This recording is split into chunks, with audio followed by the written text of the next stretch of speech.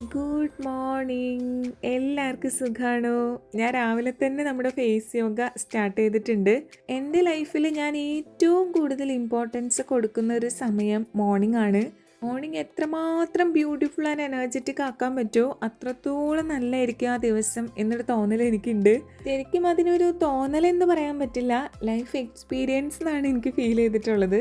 Maximum നമ്മുടെ മോർണിംഗ്സിൽ നമ്മൾ ഇഷ്ടമില്ലാത്ത കാര്യങ്ങളെ പറ്റി ചിന്തിക്കാതിരിക്കുക, നെഗറ്റീവായിട്ടുള്ള തോട്ട്സ് മൈൻഡിലേക്ക് കൊണ്ടുവരാതിരിക്കുക.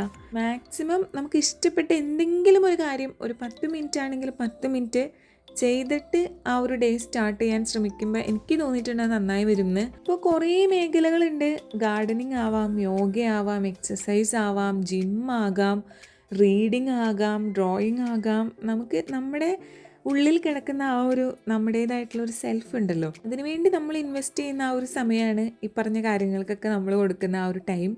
പിന്നെ ഈ പറഞ്ഞ പോലെ രാവിലെ എഴുന്നേറ്റ് എനിക്ക് ഇതിനൊന്നും സമയമില്ല എന്ന് ചിന്തിക്കുന്നവരോട് എനിക്ക് പറയാനുള്ളത്, ഞാനും വളരെ ബിസി ആയിട്ടുള്ള ഒരാളാണ്. ഇപ്പം ഫേസ് യോഗയ്ക്ക് വേണ്ടി ഞാൻ കുറച്ച് സമയം മാറ്റി വയ്ക്കുന്നത് ഞാൻ കുറച്ചും കൂടെ നേരത്തെ എഴുന്നേറ്റ് ശീലിച്ചിട്ടാണ് കേട്ടോ. അപ്പം നമ്മൾ കുറച്ച് മാറ്റങ്ങളൊക്കെ വരുത്തിയാൽ നമുക്ക് ഇഷ്ടമുള്ള കാര്യങ്ങളൊക്കെ നമ്മുടെ റുട്ടീനിലേക്ക് ആഡ് ചെയ്യാനും പറ്റും. യോഗ ഡീറ്റെയിൽസ് ഷെയർ ചെയ്യുമെന്ന് ചോദിച്ചിട്ടുണ്ടായിരുന്നു. ട്രെയിനറുടെ ഡീറ്റെയിൽ ഞാൻ ഇൻസ്റ്റഗ്രാം പേജൊക്കെ ഡിസ്ക്രിപ്ഷനിൽ മെൻഷൻ ചെയ്തേക്കാം.